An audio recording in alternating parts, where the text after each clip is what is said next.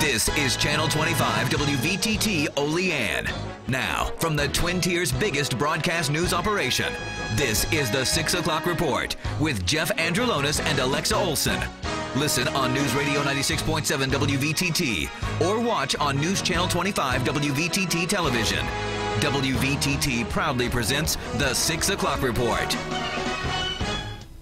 Good evening, I'm Alexa Olson. And I'm Jeff Andrulonis. Good evening. At least 16 people are dead after a violent storm outbreak across the country over the weekend. It left millions without power in the midst of a record-setting heat wave. Stacey Cohen is in Montgomery County, Maryland with the latest. These power crews are on the front lines of a battle to beat the heat. They're working around the clock to restore electricity to nearly 2 million customers in the central and eastern United States following deadly weekend storms. To me, it sounded like a freight train. I mean, it was just loud and it was dark and the hail was coming and I just heard it go and bam, and it come down.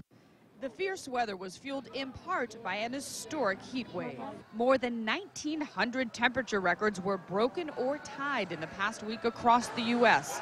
Those left without air conditioning have been encouraged to seek cooling shelters and to check on elderly neighbors. Let's be West Virginians. Let's go check on our elderly people, or those people who are at high risk, to make sure that they are okay. We're going to get through this. It is rough. It is rough, especially with the heat on top of not having power, but I believe we're going to get through it. Several governors have declared states of emergency, and at least 16 states are under heat advisories or warnings. For some, it may be days before the lights and the AC are back on. Meanwhile, they're doing what they can to keep cool. Plan is probably a movie, but more than likely a restaurant that has air conditioning that we can stay at for a long period of time. In an effort to address concerns over slow power restoration, the head of a local power company here in the Washington area said, quote, "Our foot is on the pedal," but some storm-weary residents wish they'd push that pedal just a little bit harder. Reporting in Montgomery County, Maryland, I'm Stacey Cohen. Back to you. Senator Charles Schumer wants to put a stop to babies being born addicted to drugs. Yesterday, Schumer made an announcement addressing the issues of babies born with neonatal abstinence syndrome, or NAS, every hour. That rate is especially high in New York. Infants with NAS are born addicted to prescription painkillers and other drugs, an issue that Senator Schumer is calling a crisis. Schumer has made a 3-point plan to address the NAS crisis, which includes informing parents of the risk of taking prescription drugs during pregnancy and educating doctors to better identify the symptoms of NAS. With convicted serial child sex abuser Jerry Sandusky now behind bars, there are new questions tonight about what Penn State officials knew. In particular, whether they covered up the incident with Sandusky and a boy in the shower back in 2001. Susan Candiotti has uncovered emails among PSU officials deciding whether to report the former assistant football coach. CNN has been given details of 4 purported email exchanges from sources with knowledge of the case, raising new questions about what Penn State knew and when they knew it.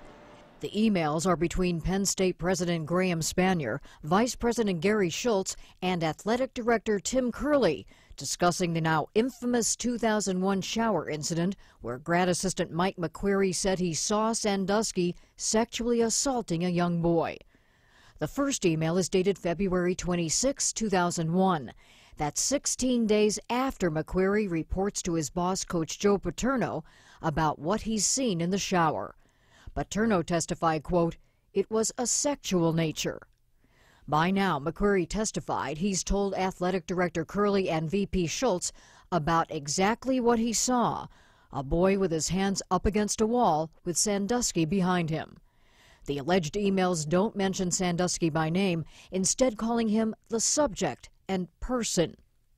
In the first exchange, Schultz messages Curley about a 3-part plan to, quote, talk with the subject, contacting the charitable organization, Second Mile, and contacting the Department of Welfare.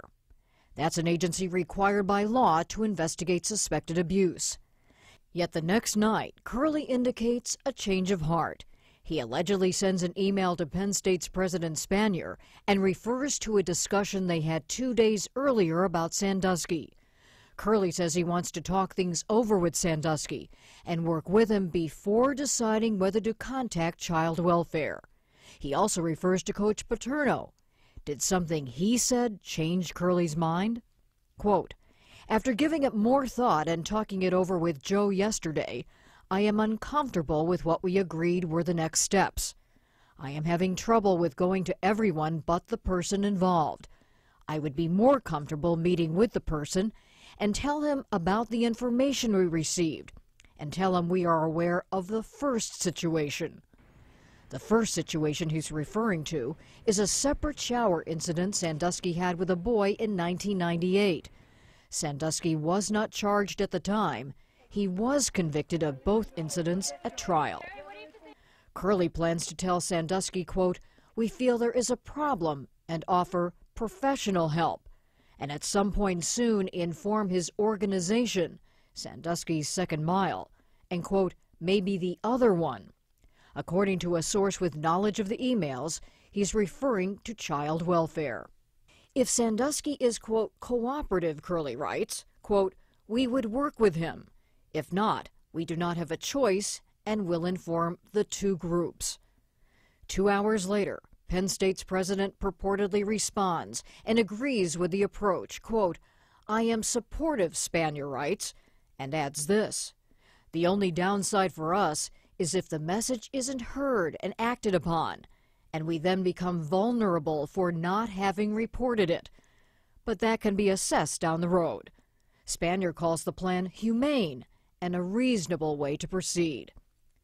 The next day, VP Schultz weighs in with an alleged email to President Spanier and Athletic Director Curley. Quote, "This is a more humane and upfront way to handle this," he writes. "We will inform his organization with or without his cooperation. We can play by ear to decide about the other organization." Another reference a source says to outside authorities. But that never happened. Authorities say records show suspicions about Sandusky in 2001 were never reported to any outside agency. Victim 5 was molested by Sandusky in a Penn State shower about 6 months after the McQuarrie incident. And Sandusky later went on to sexually abuse at least 3 other boys. Years later, all testified at trial. Curley and Schultz are already charged with perjury and failure to report suspected child abuse. They've pleaded not guilty. Sources say Spanier could also be charged. Spanier's lawyer did not return repeated calls for comment. Lawyers for Curley and Schultz provided this statement to CNN. Quote, "As Pennsylvania Governor Tom Corbett stated, if we were going to do this case, we had to have the best possible case to go against somebody like Mr. Sandusky, who was loved by everybody," end quote. The lawyers add, for Curley, Schultz, Spanier, and Paterno, the responsible and humane thing to do was, like Governor Corbett, to carefully and responsibly assess the best way to handle vague but troubling allegations. Faced with tough situations, good people try to do their best to make the right decisions. A spokesman for Joe Paterno's family says Paterno did the right thing. He reported to his boss what McQuarrie told him. The spokesman said, quote, "Everyone should want the truth, and Joe always told the truth." Several state and federal investigations remain underway. In New York, Susan Candiotti reporting. A Southern Tier mother accused of creating a disturbance at her child's school has been acquitted of all charges. According to police, Marvell Woodruff entered an unauthorized entrance at Washington West Elementary School here in Olean last week to pick up her 2 young children. Police say she became unruly and charged her with trespassing. Again, now Woodruff has been acquitted. As summertime heats up, gas prices are going down, down, down. We'll tell you down just how much as the 6 o'clock report continues here on News Channel 25 WVTT.